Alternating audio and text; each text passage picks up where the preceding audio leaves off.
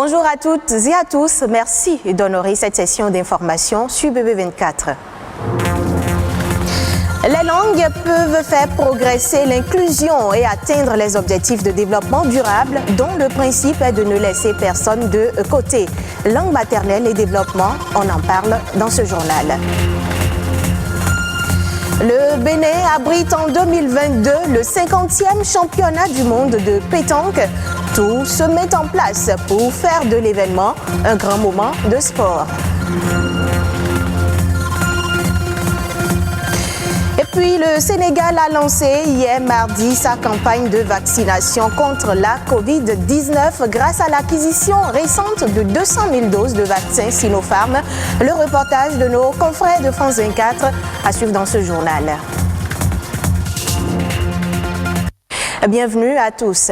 Une société équitable ne peut se construire que dans un espace où tout le monde a le droit d'utiliser sa langue maternelle pleinement et librement dans toutes les circonstances de la vie. Fort de cela, les Nations Unies, à travers l'UNESCO, font de la promotion et la diversité linguistique et du multilinguisme des outils essentiels pour le développement durable. Langue maternelle et développement, Josué Sosa en parle dans cet élément. Première langue qu'un enfant apprend dès sa naissance, la langue maternelle est une force pour le développement durable. Avec ses implications sur la construction de l'identité, de l'intégration sociale et surtout de l'éducation de l'enfant, elle est très importante pour les différents peuples et pour toute la planète Terre. La langue maternelle, par extension, comprise comme la première langue que l'enfant maîtrise, que l'enfant apprend. Parce qu'un enfant qui est né doit apprendre. Il doit apprendre à être homme.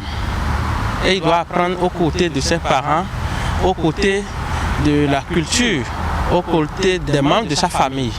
Et la langue que ses membres ou ces différentes personnes maîtrisent, c'est la langue maternelle de l'enfant.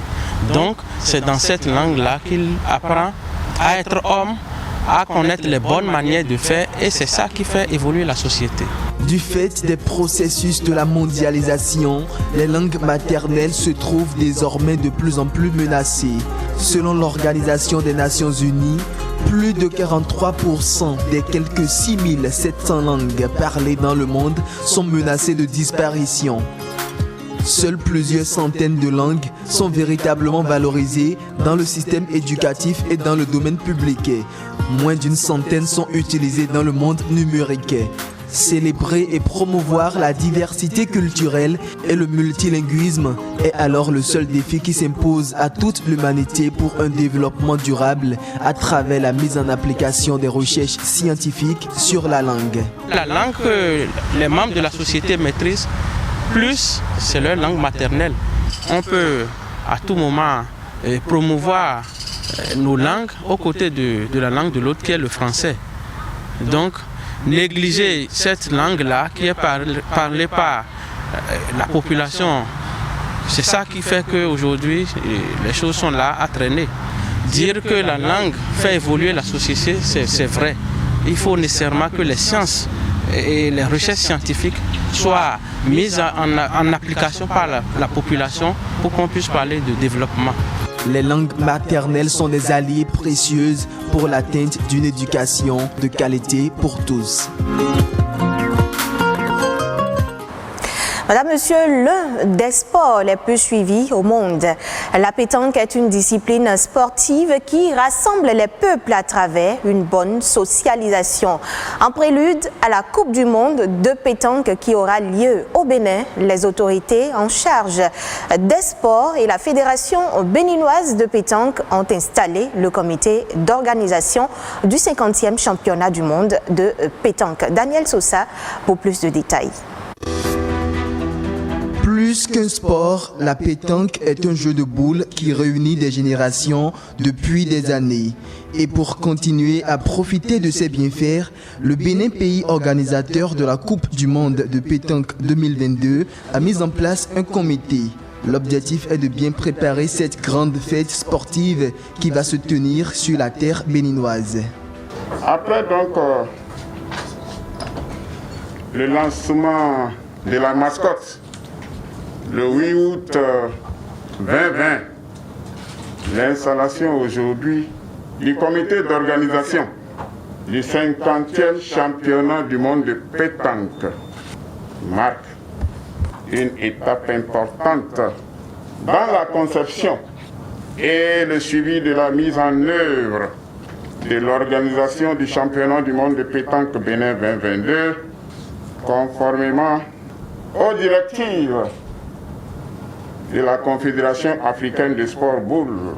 Aussi, je voudrais lancer un appel à tous les membres pour une participation assidue de qualité afin d'atteindre les objectifs qui nous sont assignés.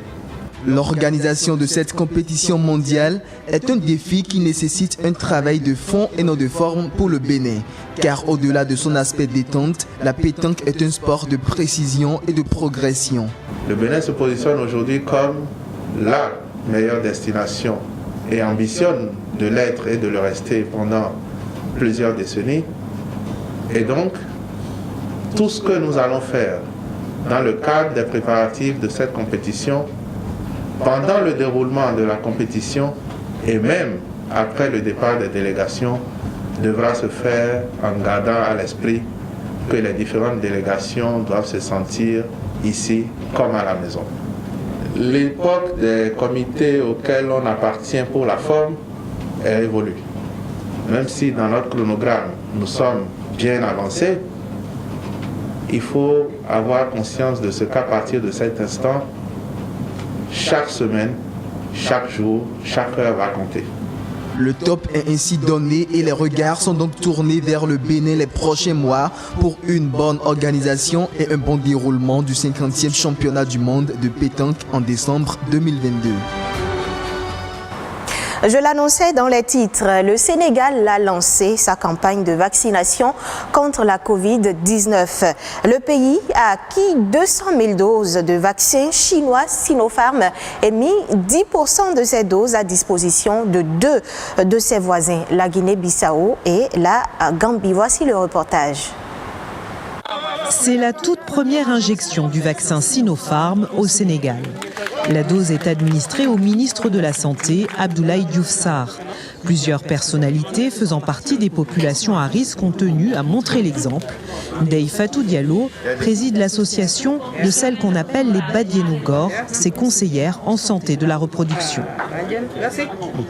Nous avons une grande entité derrière nous, donc nous allons donner de bonnes leçons en se faisant vacciner pour que les autres Badiens puissent se vacciner et faire la sensibilisation au niveau de leur localité. Les 200 000 doses du vaccin chinois sont destinées au personnel de santé en première ligne, aux plus de 60 ans, ainsi qu'aux personnes vivant avec une comorbidité. Un soulagement pour les soignants comme Marine Diaye, mise à rude épreuve par une deuxième vague de contamination plus meurtrière que la première. Nous sommes en pied d'œuvre tous les jours et nous espérons que d'ici peu, vraiment, ça va réduire et que nous aussi, que nous puissions vraiment continuer les autres programmes de santé parce qu'il n'y a pas seulement le Covid. Près de 7 millions de doses sont attendues dans les prochaines semaines selon les autorités qui affirment multiplier les démarches. Nous sommes aujourd'hui en train de finaliser notre relation commerciale pour faire venir du Sputnik V le plus rapidement possible dans les jours qui viennent. Mais aussi, dans le cadre de l'initiative COVAX, le Sénégal va recevoir sa première dotation qui équivaut à 1 300 000 doses. Et nous n'allons pas nous en arrêter là. Autre défi pour le gouvernement, la réticence d'une partie de la population face au vaccin qui n'est pas obligatoire. Le reste de l'actualité sur le continent et ailleurs dans le monde, c'est dans cette compilation réalisée par Patrick Adiagoudjou.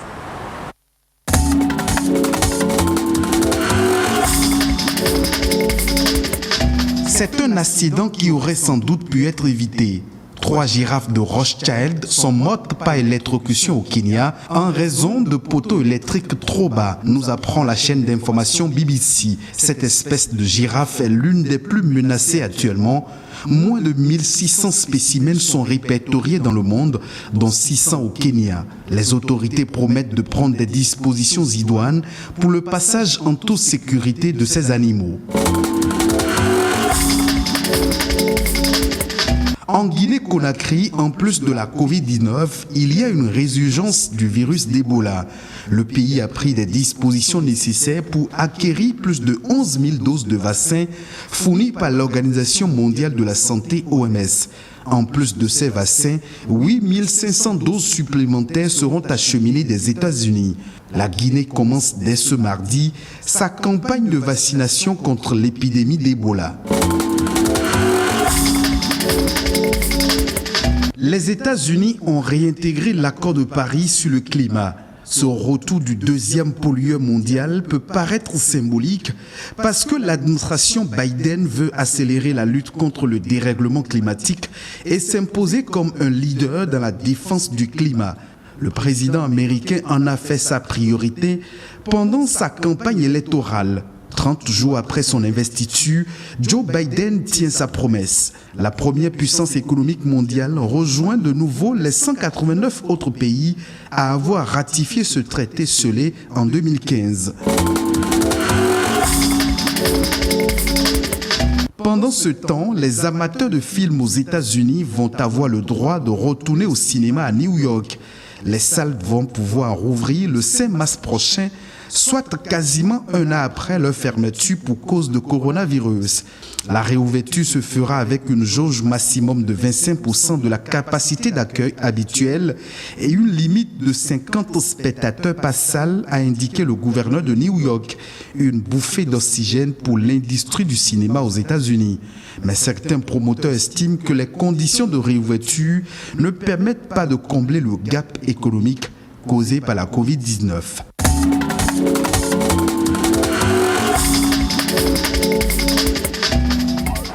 C'est la fin de ce journal que vous pouvez suivre de nouveau sur le site web de l'ORTB, www.ortb.bj. D'ici à ce soir, portez-vous bien.